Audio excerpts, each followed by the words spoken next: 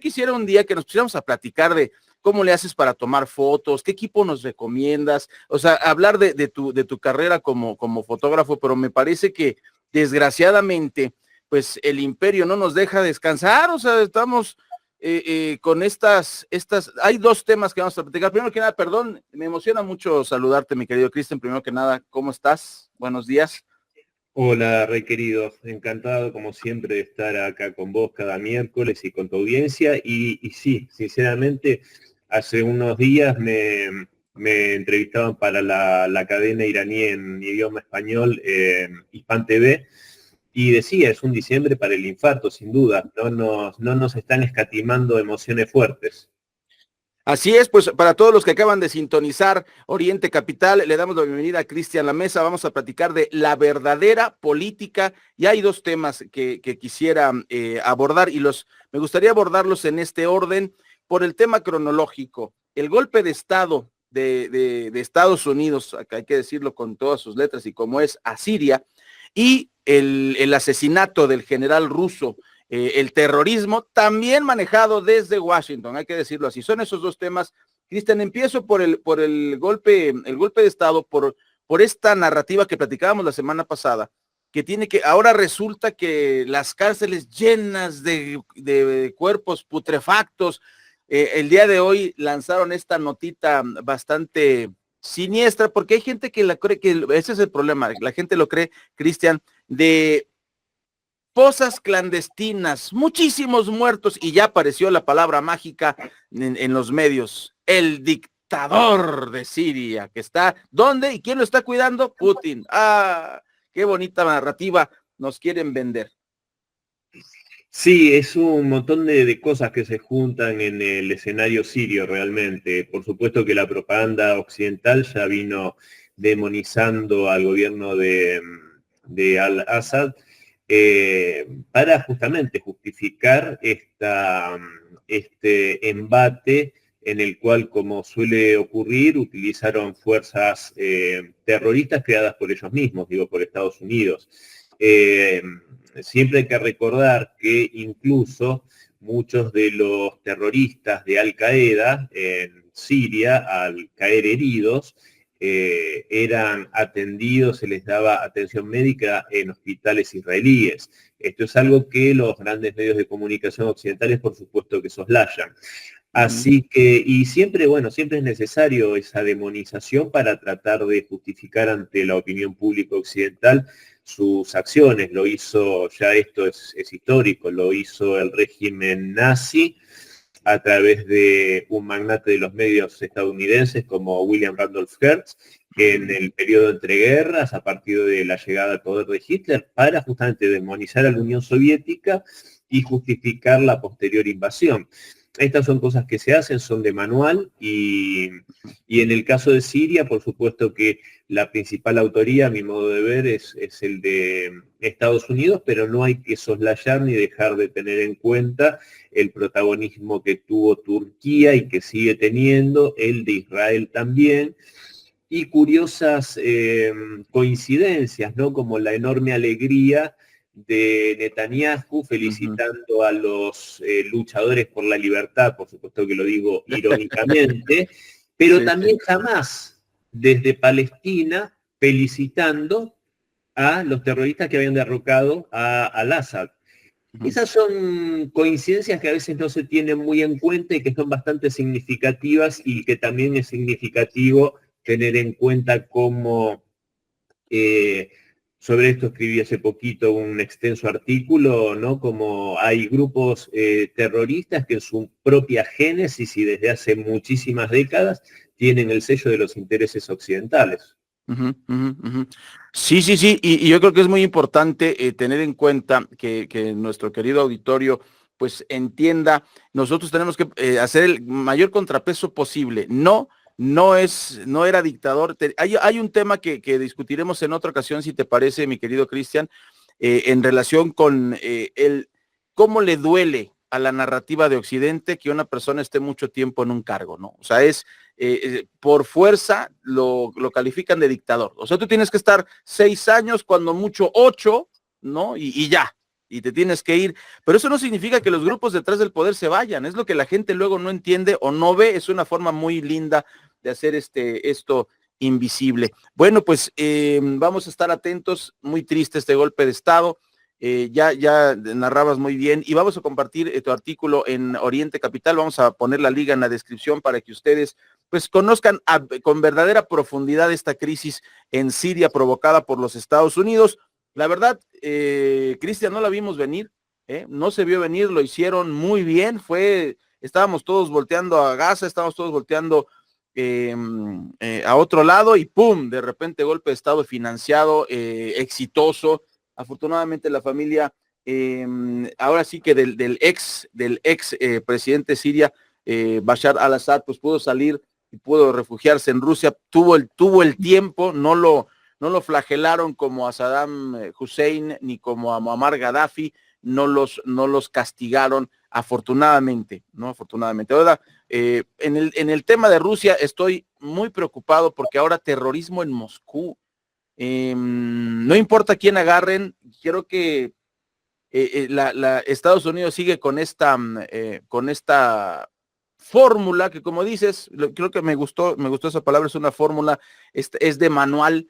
Y además, Cristian, existen libros que te dicen cómo hacer un golpe de Estado, cómo desestabilizar. Existen textos en donde ellos han documentado cómo lo hacen. Por eso no crea usted que es teoría conspiranoica. No, hay libros de ellos mismos, de los mismos americanos, ¿no?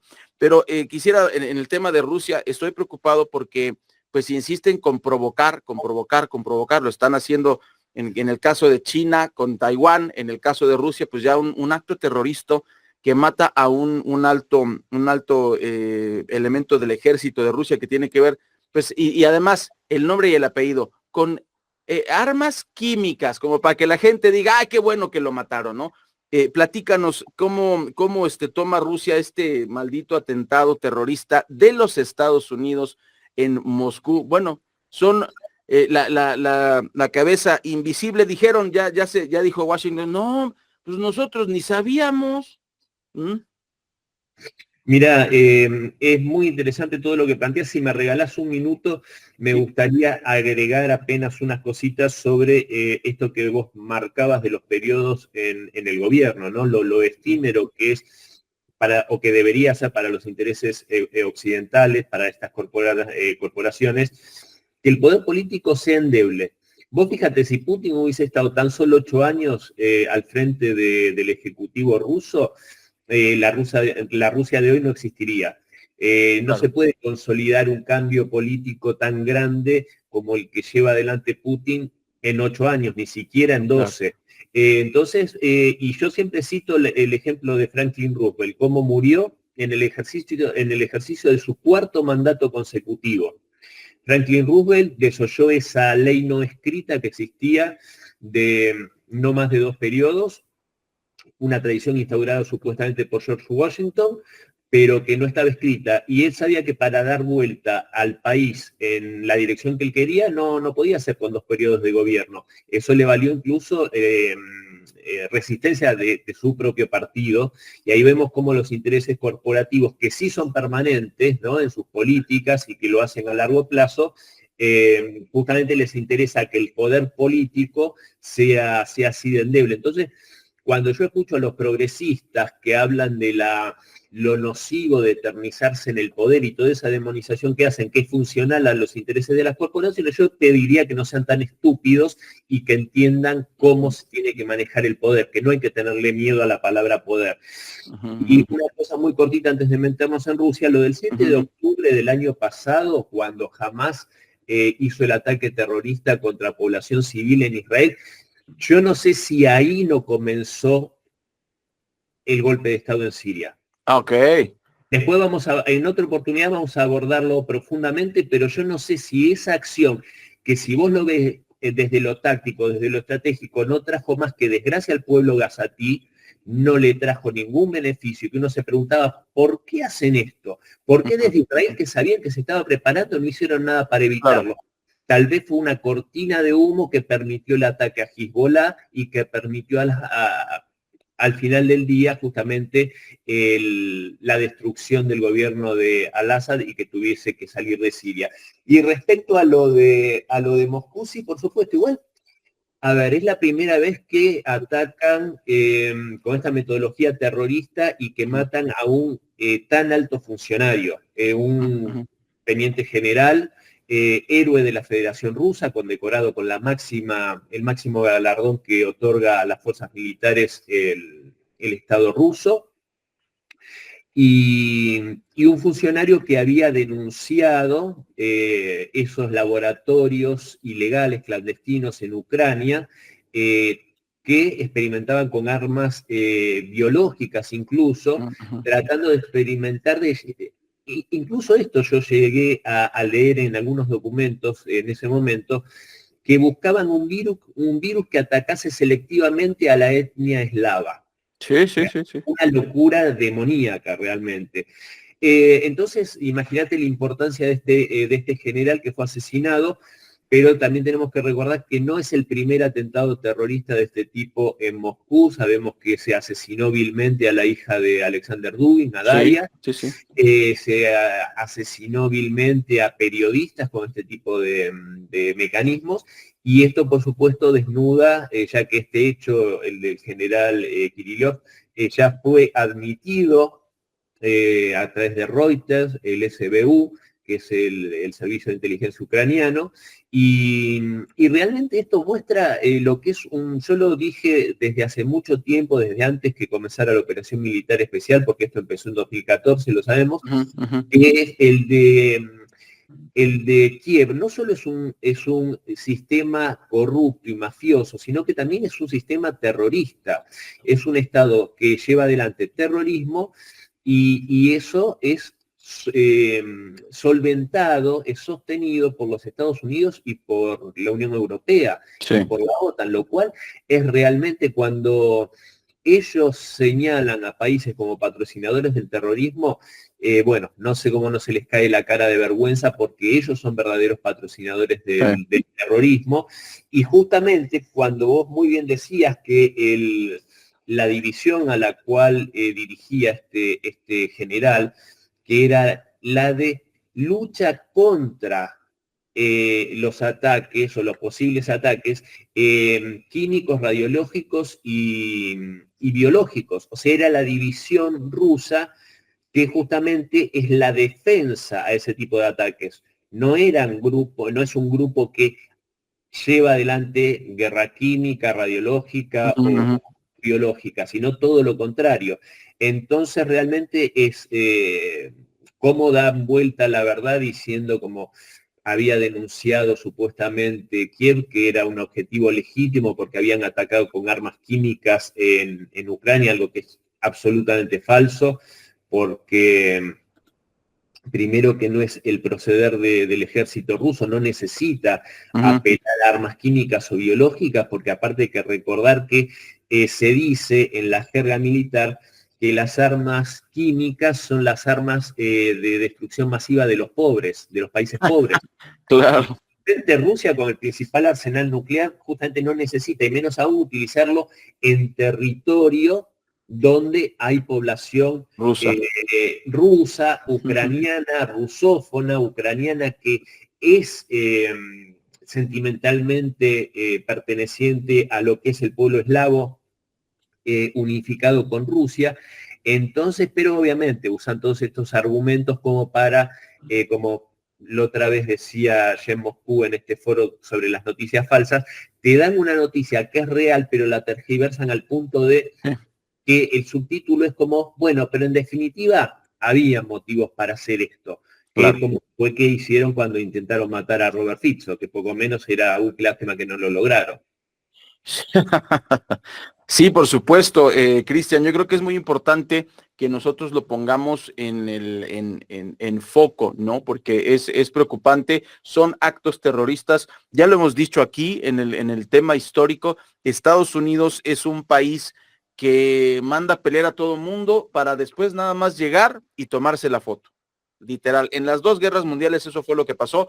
Eso están haciendo en Medio Oriente. Ahí tienen al pobre pueblo de Israel. ¿Qué culpa tiene de tener a un idiota como Netanyahu, a un maldito asesino que ya está calificado como criminal? Se pitorrea de estas acusaciones y no pasa nada, no le hace nada. Y recordar que pues estuvo a punto de que lo quitaran del poder por un escándalo de corrupción.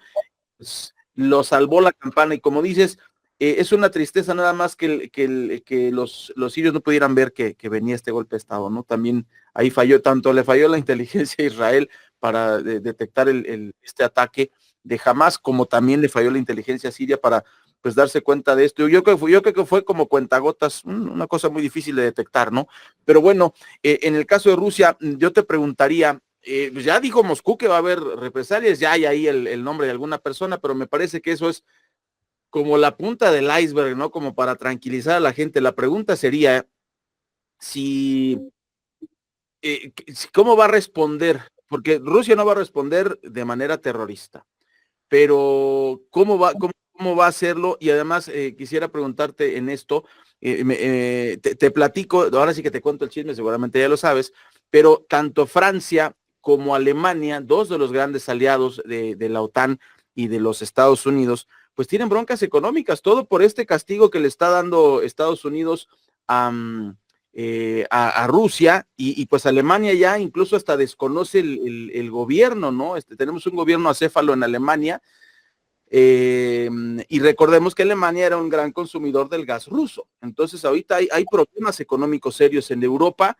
y no lo reconocen, y estamos ante una escalada. ¿Tú crees que se escale la violencia por esta provocación que está haciendo Estados Unidos, o el gran ajedrecista, hablando de rusos, que son, pues ahora sí que se pintan solos para el ajedrez, crees que van a contestar con una jugada maestra de ajedrez en esta maldito asedio de la OTAN a Rusia? Mira, es súper interesante como siempre charlar con vos porque se disparan un montón de ideas, ¿no? Y de análisis.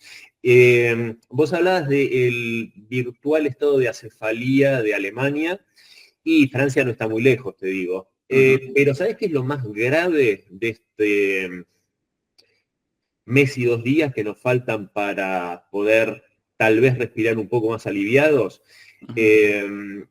El tema de que Estados Unidos hoy está en un virtual estado de acefalía. Okay. Vos tenés en Washington un gobierno de salida, impopular, en lo formal dirigido por un demente senil, que en realidad es dirigido por esos neoconservadores, muchos de ellos de origen trotskista, que por supuesto tienen una locura homicida y responden a las corporaciones que tampoco tienen la habilidad ni la praxis política como para llevar una crisis adelante, una crisis de esta envergadura.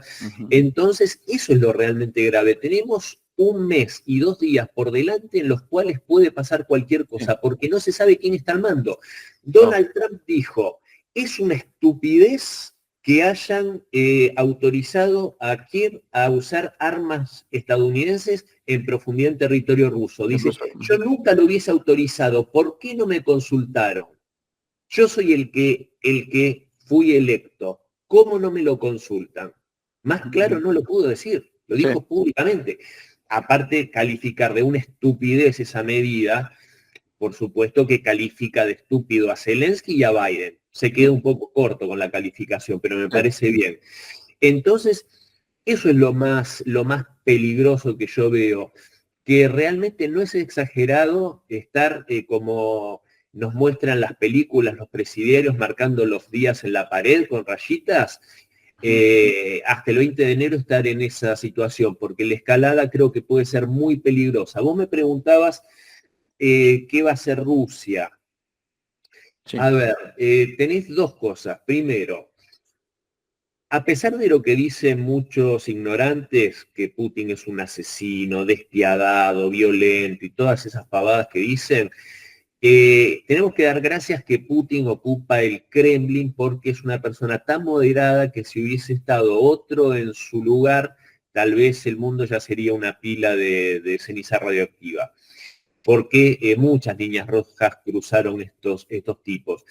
Yo creo que estiran la cuerda de una forma tal que para llevarlo justamente a Putin contra las cuerdas, pero con el propio pueblo ruso, porque el pueblo ruso, mucho antes del 24 de febrero de 2022, le pedía que intervenga en el Donbass, mucho antes se lo pedía, y Putin, respetando los acuerdos de Minsk, no lo hacía, y se masacraban rusos en el Donbass, rusos. Y hoy le piden una venganza por el asesinato del general Kirillov, y hace mucho que le piden medidas más contundentes. Lo que pasa es que Putin es un estadista y es un ajedrecista y sabe que eso es caer en la trampa occidental, eso es lo que quiere Occidente, sí. Que Rusia tome una opción más contundente, tal vez un arma nuclear táctica, y ahí lo demonicen, ahí sí traten de aislarlo del mundo, de la mayoría global que lo acompaña a Rusia. Yo creo que Putin está haciendo los máximos esfuerzos para no caer en esa provocación. Sí creo también que, por supuesto, hay que tomar venganza del asesinato de este general, hay que hacer justicia, hay que, si hace falta, descabezar o hacer un ataque contundente contra los cabecillas del SBU, de ese organismo de inteligencia, que en realidad es una organización terrorista, habrá que hacerlo. Al día de hoy lo único que tenemos concreto, más allá de saber que la autoría es de Kiev, es que se detuvo a un ciudadano uzbeco, que fue el dedo en el gatillo, o sea, es la mano ejecutora, es un tipo seguramente... Un pobre diablo, es un pobre diablo. Un pobre diablo que le prometieron $100.000 y la radicación en algún lugar de la Unión Europea. A ese hombre ya lo tienen. La forma en que contactan a estos tipos son formas muy difícilmente rastreables a través de redes sociales, como hicieron con los asesinos de cuando fue lo del Crocus, City Hall. Pero, a ver, si no es ahora, Rey, Rusia tiene mucha paciencia y sabe operar, y los servicios de inteligencia rusos también. Que la van a pagar, la van a pagar. Eso tenelo por seguro. Si no es mediante la justicia propiamente dicho, en algún momento se van a encontrar con su destino en algún lugar donde se sientan seguros. Pero como le pasó a Stepan Bandera en Múnich en el 59, que se creía seguro, cobijado por la CIA, por el MI6 y por la inteligencia alemana, y bueno, el KGB dio cuenta de este criminal y se encontró con el creador en el infierno. Sí, pues es triste ver cómo pues el tío Sam herido pues hace más destrozos de lo que debería, como que pues se aferran al poder de la peor manera. Pues hay que recordar que cómo fueron los últimos años de los zares, también fue sangriento, fue terrible. Hay ejemplos en la historia en donde cuando un sistema está a punto de caer, pues es muy, muy peligroso, Cristian.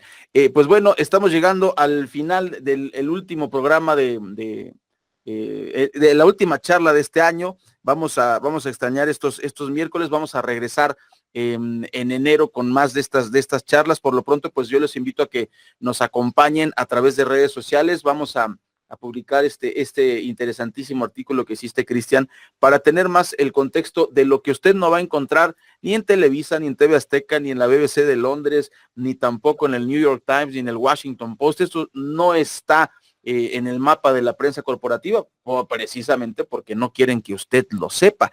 Y pues termino con este pensamiento por estos dos temas, Cristian, antes de desearte un excelente inicio de 2025, esperando que todavía existe el mundo y que no lo terminen los americanos, con un par de pensamientos.